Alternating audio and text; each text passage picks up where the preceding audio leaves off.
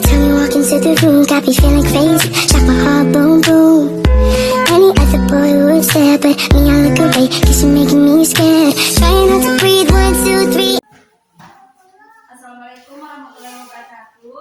Waalaikumsalam warahmatullahi wabarakatuh. Perkenalkan, nama saya Nurajeni Putri, mahasiswi dari Universitas Megabuana Palopo. Di sini saya akan melakukan penyuluhan tentang infeksi menular seksual. Tapi sebelum itu, kakak ingin membagikan terkait sejauh mana pengetahuan adik terhadap infeksi menular seksual.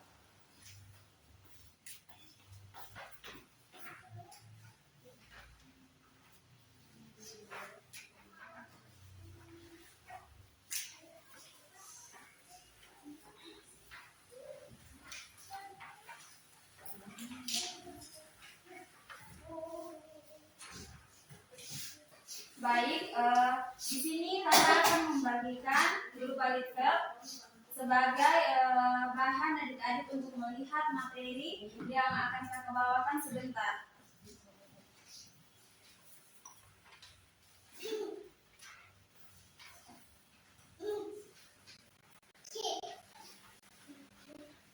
Baik adik-adik, silakan lihat di situ atau juga bisa fokus ke layar.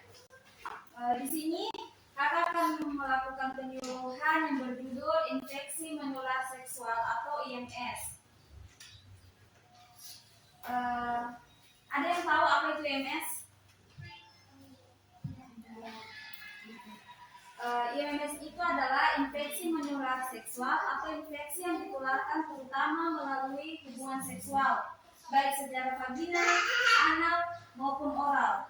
Infeksi juga dapat ditularkan melalui darah, jarum suntik, transfusi darah, serta dari ibu ke bayinya. Di dunia, kasus IMS sendiri perharinya di seluruh dunia itu bertambah lebih dari 1 juta.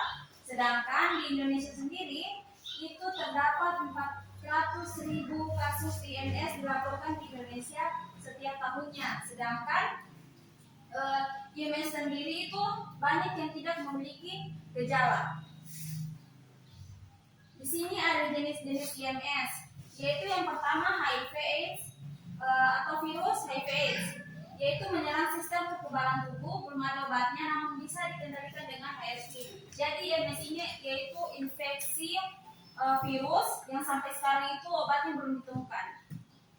Kemudian yang kedua itu sifilis, disebabkan Treponema pallidum, dapat menyerang jantung, kemudian otak jika tidak diobati. Yang ketiga gonore, disebabkan oleh bakteri Neisseria gonorrhea, yaitu menyerang saluran kemih dan reproduksi. Ada yang biasa mengeluh laki-laki kencing nanah, itu yang disebut dengan gonore. Kemudian yang keempat itu herpes genital, disebabkan HSV, menimbulkan luka atau lepuh di area genital atau kambuhan. Kemudian yang kelima, chlamydia.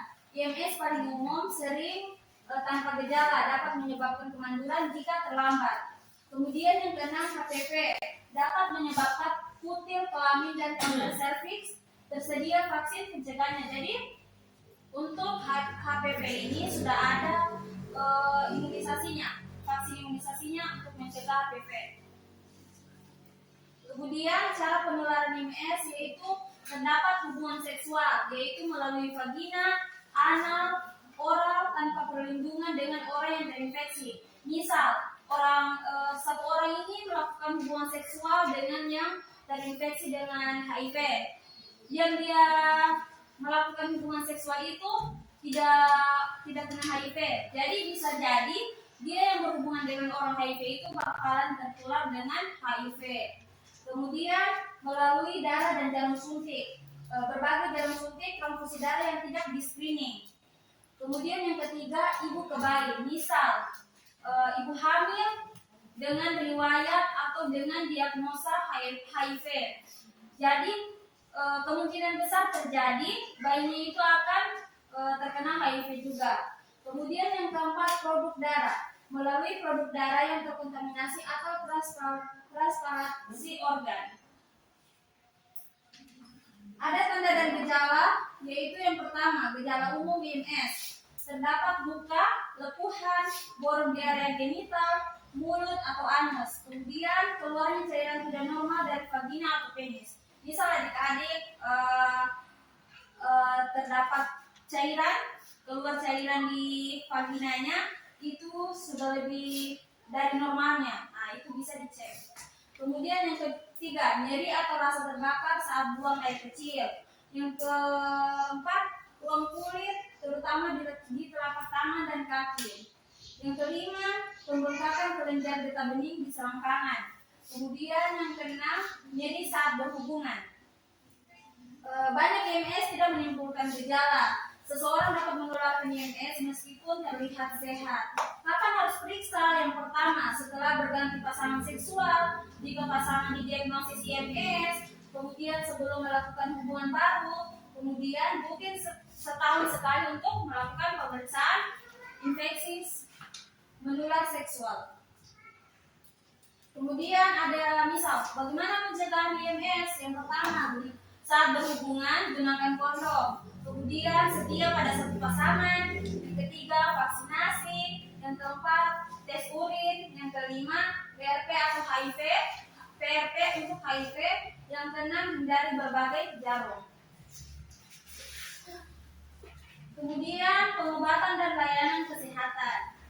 Tentang pengobatan IMS. IMS bakteri seperti sifilis, gonore, chlamydia dapat sembuh total dengan antibiotik yang tepat dan tuntas.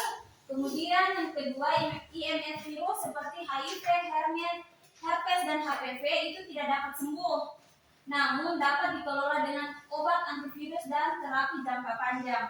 Yang ketiga, jangan menghentikan pengobatan. Yang keempat, pasangan seksual juga harus diperiksa, kemudian diobati bersamaan. Yang keenam itu resistensi antibiotik menjadi tantangan serius, khususnya pada gonore. Kemudian di mana untuk melakukan pengobatannya, layanan kesehatannya, yang pertama terdapat pelayanan puskesmas, kemudian klinik, rumah sakit rujukan, kemudian layanan kesehatan. Pesan dari kakak yaitu lindungi diri, jaga kesehatan, putus rantai penularan.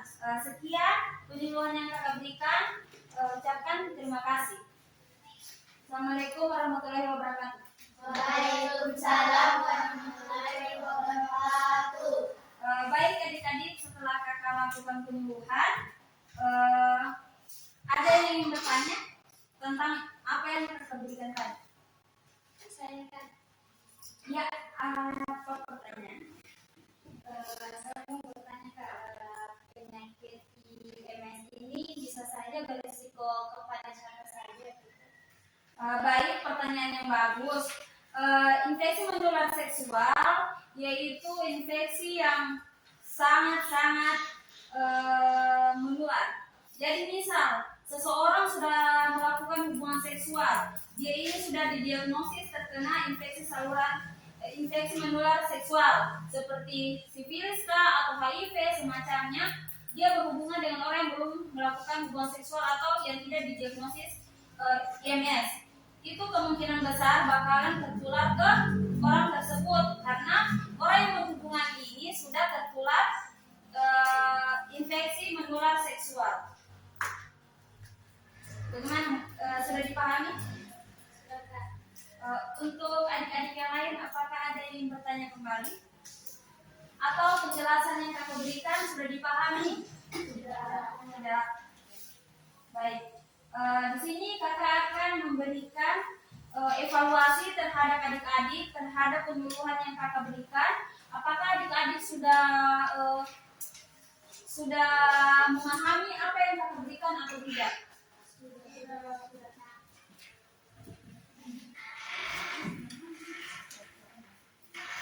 Baik, terima kasih atas waktu dan kesempatannya adik-adik sudah datang untuk mendengarkan penyuluhan dari kami, mahasiswi Universitas Mega Buana Palopo.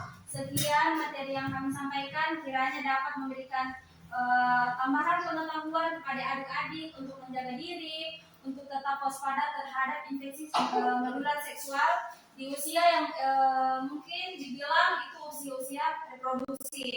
tetap menjaga lingkungan, tetap menjaga diri dengan lebih baik. Sekian, wassalamualaikum warahmatullahi wabarakatuh.